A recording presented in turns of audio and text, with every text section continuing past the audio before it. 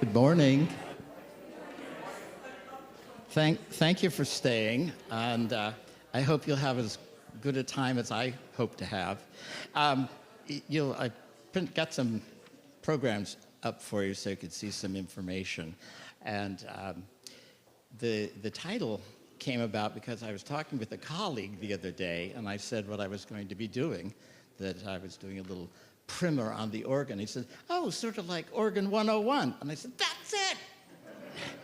So that's why it's Organ 101 and Basics. Very simple about the organ. I don't want to confuse anybody or leave you in the dust. I could, but I won't do it. So first thing, we have a pipe organ. Very unusual, especially for a parish or church of this size to have such an instrument. We're very fortunate, and it's through the generosity of the Simjans. They were members here and made this gift possible.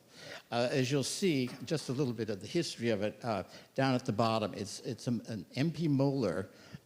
They were in Hagerstown, Maryland, and it was installed in 1975 in a church in Coral Gables. And we were able to get it when they first Pres down there closed. I don't know why, but they closed up the shop, and the organ became available, and in 1998 it was installed here, and so that's been its little history thus far. And so let's get into some more specifics, I guess. We know we have pipes, and like I say, that's kind of unusual for a church of this size to does not have a pipe organ, to have one of this caliber and resources. It's got a lot of stuff, which you will be hearing later. So, prop number one. Oh, I can't get it. Everybody's done that somewhere along the life, probably. That's what this is. Every one of these basically is like a bottle. It's the same principle. The air gets affected and that sort of thing. So that's most of the pipes. There are other pipes that are called reed pipes, as in R-E-E-D, which is, if you know what a clarinet looks like, it has a reed that goes in your mouth. Those pipes, there's a metal tongue, it's called, and it vibrates when the air is introduced to the pipe. That's the only two pipes styles that there are. That's the whole way that organs make sound. They either have the flue, like in a chimney, a flue, or a reed. Now, a pipe does only one thing its entire life. It makes a pitch, it makes a color, and it makes a volume. That's all it does. That's why we need so many, because you need one for each key. So it's like having a piece that you want to have flute players play, but the flute player only has one note they can play. So you need, in this case, we'd need 61 people, each playing a flute. Or if it can be related to bell choirs too. Each bell only does one thing. That's why you need so many people to have a bell choir. All right, moving on from that, let's see, there was something else. All right, so what basically happens is the pipes sit on a box. The box is called the chest. And you can't see it in this one, but anyway, it goes down to about here. It's the bottom. And in the middle, there is air that is supplied by a blower, which is in a back room over there. And it puts pressure in there. It's not huge, not a lot of pressure. It's not like a car tire. It's just a few inches of wind pressure. And then the pipes are eventually given that air, and I'll show you how they do that. This is hard to see, but I'll try and explain it. Under each pipe, it's called a valve, and they're leather, and it bounces up and down, as you can see. So when it's down, the air goes into the pipe, because pretend this is the chest, the pipes are up here. This is right under there. So when I play a note through a series, I won't get into the details, this collapses And of course, the air rushes into the pipe, and the pipe speaks. And when I let go of the note, this thing pops right back up, and the pipe stops. Now, this is going to be a situation that comes eventually. All these are leather, and we know about leather. It tends to wear out from use and atmospheric conditions and that sort of thing. Now, this organ, this is not from this organ. This is just what I have to demonstrate with. As I said, it was originally installed in the 70s, and the life expectancy for this is about 45 to 50 years. So you can see we're coming up soon to where these will all have to be replaced. And there's basically one for every pipe in the organ. That's why it's a big project, and it's fairly expensive to have done. So that's the little history of that. Now, as I said, all pipes are basically the same. And this was Ed Fink's favorite thing to do. Would you go up there, Andres? There is, that's the biggest pipe in the organ, the one that's to the left of the ground, and it goes all the way up to the ceiling. And it does this. So that's the bottom of the pitch that we have here. Some organs will go down even lower, but this one only goes to there. And in contrast, you can see it's actually about 18 feet long, but the bottom 2 feet really don't count because it's from the mouth of the pipe up is the distance. It's important. That's what gives it the pitch. And at the other extreme, I'll play a few of these higher ones, the length of the pipe that's speaking, which is the part from the mouth to the top, there might be about a ½ inch or so, and that's where you get this sound. Let's see if I can get this. So those are basically the two extremes. All right, now, I said that I explained what happens, and here's how it happens. Each keyboard, of which there are 4, now you only see 3, right? Because there's another one that's on the floor that's for my feet. You can't see it, but if you want to come up later, you can take a look.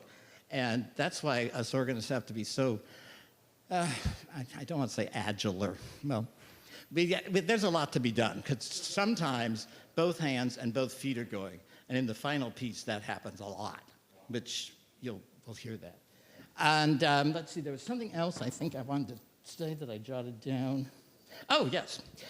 So we have the pipes, we have the controls, and in essence, the way this one works, just pretend there's a computer in here. And when I do what I do here, it sends a signal to another computer back in the chamber.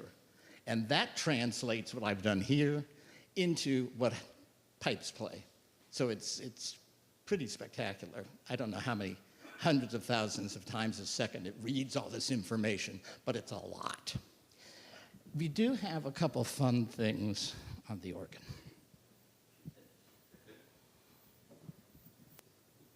We have mounted up behind, you can't see it, it's up behind the cross area. We have these for kind of fun. We also have, it's called a Zimbel stern, which I like to call it kind of tinkly star. And the last few Sundays I threw it on a few times because of the hymns and the star, Bethlehem, and all that sort of stuff. And that is this. It's pretty jangly.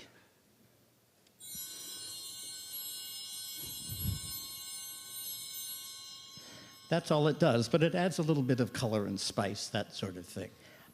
And also, we turn the lights on so you can see. Let me talk about the various places.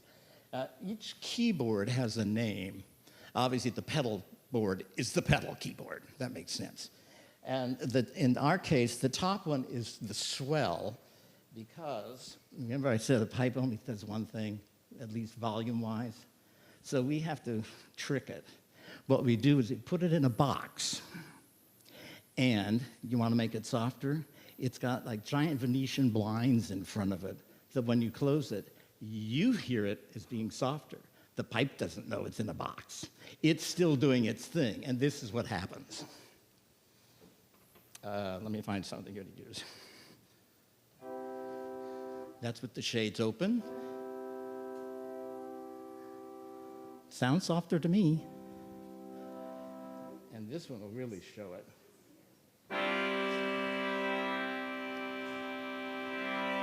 So the pipe's doing the exact same thing no matter what I do to it, to the room. So there's that division's over there, that's the swell. And I don't know if you might be able to see, because the lights are on, the shades moving, they're vertical. There, you can see them there. There's another set over here which controls the lower manual. The middle manual, there are all these exposed pipes. And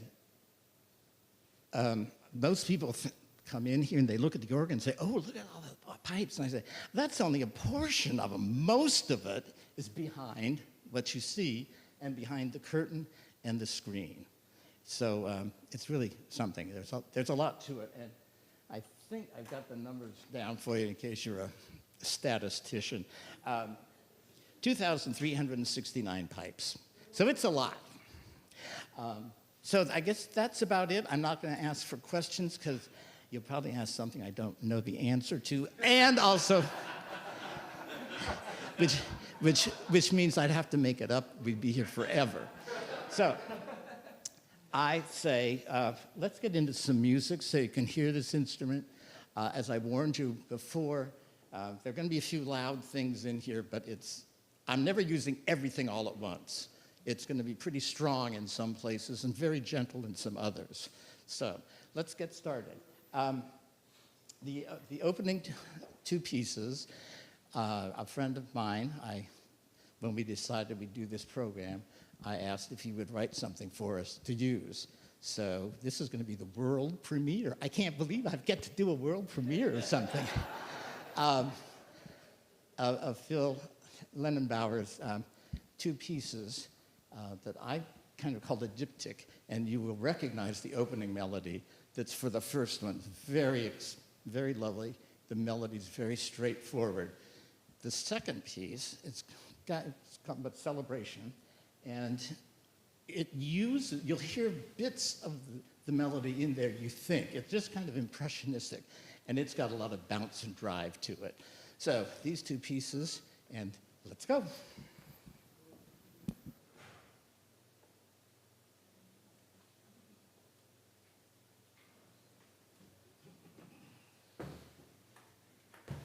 Gotta move my pipe.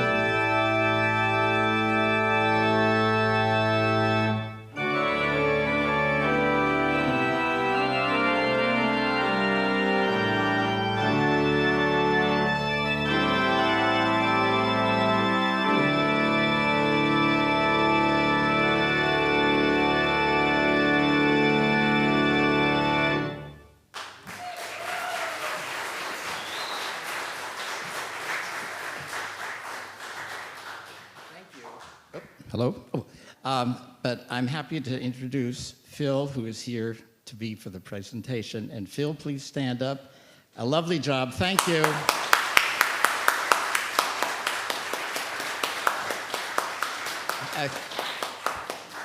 A gift to the music world. It'll be around forever. It's almost like it's online. I think we are. All right, now for a little change of pace, you will see I'm going to do a few pieces by Haydn, and they're identified as being clock music for a flute clock. Now, you may have seen one, or you probably haven't, because they were really pretty rare, but they were pretty big in the 1700s, 1800s. Haydn wrote pieces for them. In fact, I'm playing 3, but it's from a group of 32 that he wrote. They're very short. Handel wrote a number of them. Mozart wrote some unbelievable ones for this little instrument. And basically what it is, you have a clock. I have a cuckoo clock. It's not working right now. But anyway, it kooks. Well, it's supposed to. And then it has a little music box inside, and it plays a little tune while the little people dance around the top. Well, in this case, what these clocks do, when the hour comes, it triggers a mechanism that plays a little rank of pipes. Now, of course, it can't have many pipes because they're basically in like a little chest of some sort. The clock sits on top, and it's connected down to it. And when the hour strikes, it turns the roll like a music box does. If you've ever taken one apart, you see it's got that metal roller with the pins, and that's what tells what notes to play. So these have a very limited range because you couldn't have something like this in somebody's little front parlor. So they have maybe about 30, 35 pipes at most, because it covers a couple octaves, and that's about it. So these are they're delightful, very short, obviously, because they only are there to help announce the time, I guess, and provide a little entertainment. And the funny thing is, the first one, I don't know if Haydn gave it this subtitle, but it's Der Kaffeeklatsch. And if you know, coffee was really big back in those days. In fact, Bach wrote a cantata about coffee, one of his secular cantatas. It's called the Coffee Cantata. Anyway, so I thought that was kind of funny. And it's there, it's printed on the thing, so Haydn might have called it that. And you can almost hear these people chattering back and forth as this goes on. I'm taking some liberties with the way I'm playing these 3 pieces, but you'll get the idea that they're very sweet, gentle, and delicate. And then I'll follow it right away. I won't talk again after those. A lovely arrangement of the Londonderry air. I played it here maybe 10 or 12 years ago, and it's just a very beautiful piece in the kind of English romantic style. You'll see Ross Thorne just died about 10 years ago. He was at Liverpool Cathedral for many years, and he's just a fabulous musician and beautiful writing. So here we have Haydn, 3 short pieces, and then the Londonderry air arrangement.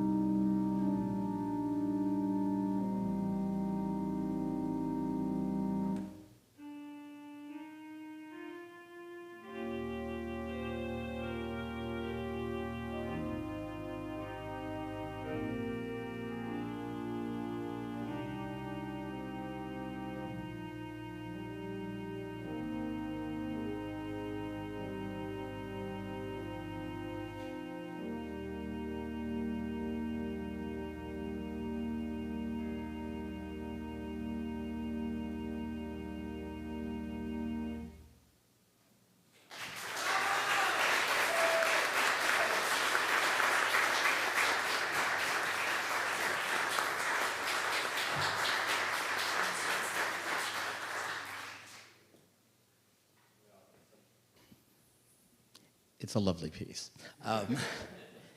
All right, we're going to close with, and you see it's called Rumba. And I was thinking, well, I don't think it's what you play when the little thing's running around the floor, the little vacuum. No, it's not that. Some of you younger people may not know that Rumba is a ballroom dance. Okay, okay. Oh, you do know, okay. Anyway, it's a very interesting piece. Robert Elmore was a very accomplished musician. You see his dates. He played at several of the very important major churches in Philadelphia, but he also was a theater organist. Don't tell anybody. And this just reeks of this popular stuff. Oh, that sounds terrible. This is full of his theater organ style.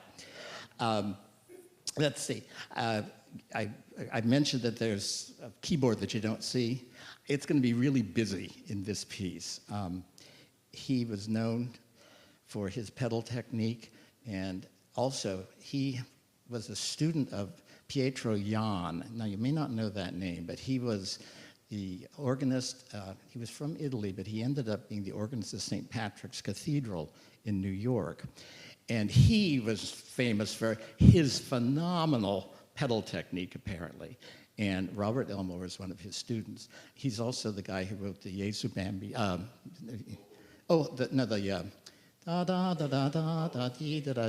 Jesu Bambino. That was by Pietro Jan. That's probably the things most famous for. Anyway, but that's the connection. I just thought I'd throw that in. Anyway, now this piece is in several parts. It has a big opening, which strikes me as it's almost like we're the announcement that the toreadors are coming into the arena. And then it does all this kind of funny stuff. And then after about 8 or 10 measures, it goes into the first big section of the piece, which is a lot of pedal work, and it's kind of loud and very boisterous, that sort of thing. This isn't the rumba part. I think this is the samba part. I'm not sure, but this has a lot of action in it. And then that ends, and then we come to the rumba part, which is the quiet, seductive, very delicate.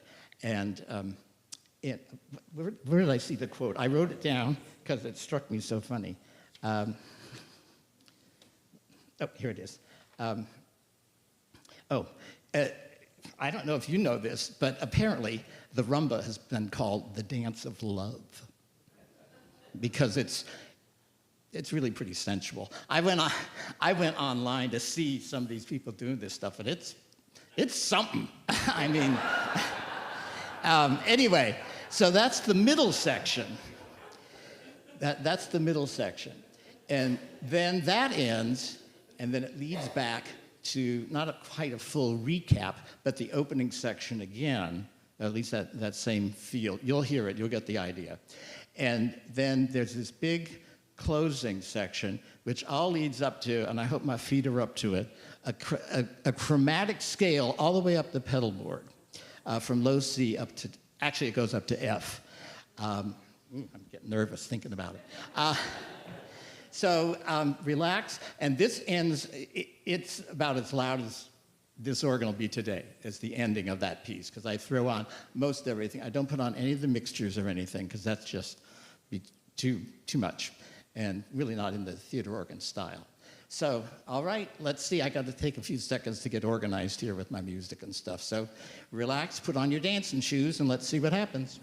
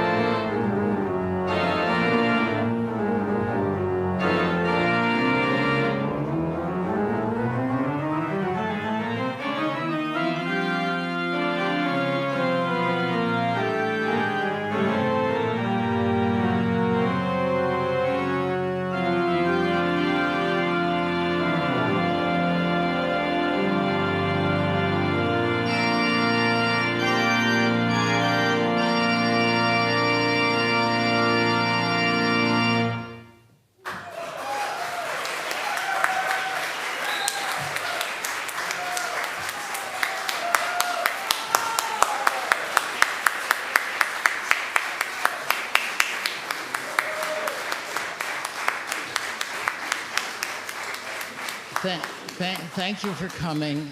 I hope you got an appreciation of the, or obviously that would never be played in church per se. And I guess I got most of the notes there for you. So thank you.